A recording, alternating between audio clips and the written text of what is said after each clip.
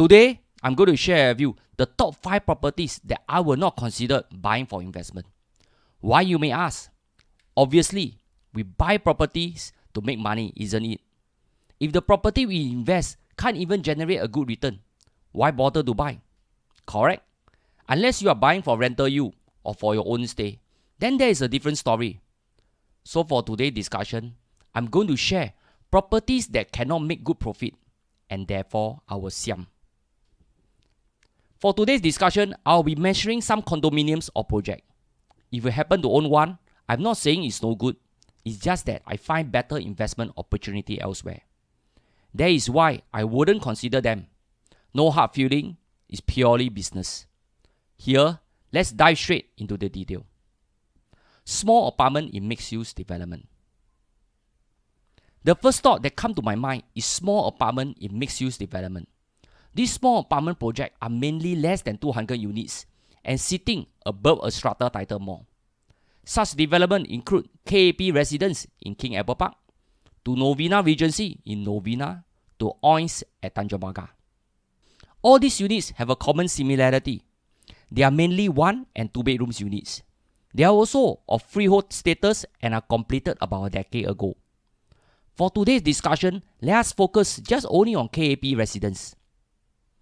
KAP is a freehold development with 142 units which comprise mainly 1 and 2 bedrooms apartment.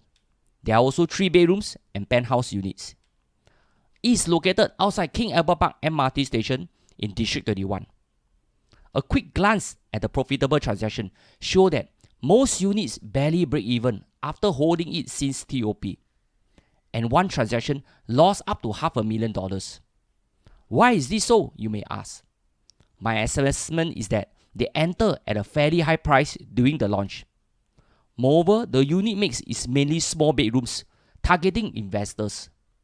Most buyers would want to buy a 3-bedroom for their own stay here because there are many schools around the vicinity.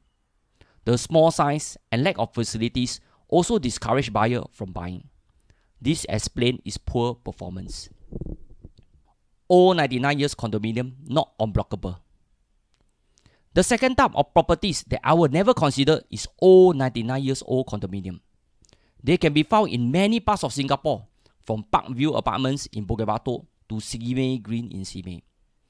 These condominiums are usually built in the 1990s and they are about 20 plus years old now. They are mainly built back then with spacious unit and the target market were mainly HDB upgraders. Today, most of these developments look old and tired. Many of the units are also tenanted out and the environment is not too conducive in general. They are affordable to buy if you have plans to buy them for your own stay. The rental yield also look decent. In my opinion, they have slow capital appreciation upside. This is the price trend for Parkview Apartment in the last 10 years. The price trend is generally flat. Similar to this is the price trend for Simei Green. If you look at the chart, the price only start to move upwards thanks to COVID-19. Otherwise, price has been stagnant for the past 10 years. If you are playing mahjong, this is what I call 吊针. Their prices are flat for a long period of time. And importantly, these projects have limited upside potential as they are not old enough to en bloc yet. And they also come with a depreciating lease that most buyers are always concerned about. Strata title shops. Strata title shops were popular 10 years ago. They are mainly small shops selling at high PSF with a price range of $3,000 up to $8,000. They are sold to investors with the idea of scarcity of freehold shops in Singapore. But unfortunately, most of these malls lack an anchor tenant and have poor human traffic, poor tenant mix, poor layout, and lastly, high rental that make most business not sustainable. Such malls can be found all around Singapore, but today we will just focus on Novena Regency in Novena area to KAP Mall in King Albert Park. Let us look at Novena Regency transaction first. Most of the units are trending at 6,000 to 8,000 per square feet during launch. Today, it's a far cry from its glory past. The latest 2 transactions show that price has tumbled to the 4,000 per square feet mark. These are 2 unprofitable transactions that record a loss of 800,000 to 1.1 million each. Next, Let us look at KAP Mall sales transaction. Out of the 100 transactions, there are 0 profitable sales transactions and 4 unprofitable transactions. Their losses range from 300,000 to 800,000. Most of these units hardly make money and many units are selling based on popular online portal. This is a case of the low demand and high supply situation. Here, if you are an investor and want to buy something to avoid paying ABSD for residential property, I humbly suggest go and buy HDB shophouse. I think it's still a better bet. Else, buy those old strata mall like Katong Shopping Center or Coronation Plaza. At least you can tell potential buyer got en bloc potential and can cash out and sell them at a high premium and quickly exit. Expensive city homes. As mentioned in my earlier video on CBD properties, if you want to own a piece of CBD, go ahead and just buy. Don't need to overthink. I'm not a big fan of expensive city homes in the CBD area. If you are looking at rental yield, you can consider CBD properties. But for me, I'm not buying for rental yield as I'm mainly looking at capital upside. Hence, I will not consider city homes after doing my research. You can refer to my earlier video on CBD homes in this video here. However, if you disagree with me of what I have analyzed and happen to make a lot of money from CBD property, then I'm happy for you. With the exception, I will only consider old apartment in the CBD area that has en bloc potential, like the old Pearl Bank or Landmark Tower. By the way, not all old properties in CBD can buy for en bloc.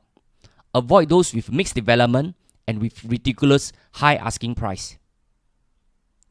Boutique Aka small project at high PSF. Lastly, I realized there are some boutique development that are selling at very high PSF. A nicer name to call them is boutique development. Very exclusive, very high end. But a more simple name to call them is small development. Here, I shall not name any of these projects.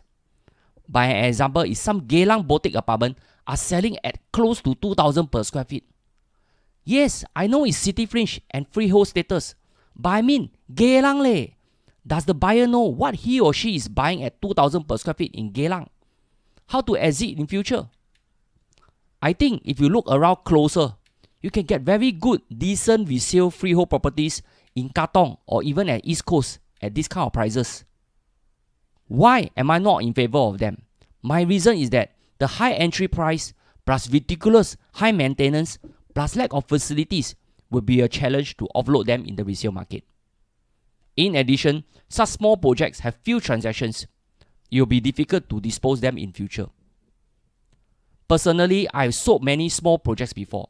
I can share with you, it's damn tough to sell such. Most buyers that come and see are purely window shopping because they never see such project before. Even if they like, the main sticking point is that there is a lack of resale transaction to justify the asking price. Summary. Here, I hope my sharing on the top 5 properties I will avoid from an investment point of view has helped you to open your eyes on property investment. Not all properties can buy. Some will be better to avoid altogether. It will also be good to check with reliable agents on their opinions. I always advocate to buy a good property and avoid less desirable property so you can sleep well at night, even in a recession. This is because a good property holds its value very well in any crisis. Here, I hope my sharing has added value to the real estate industry in a small way. If you happen to own such properties above and have difficulty selling, I only have one song for you.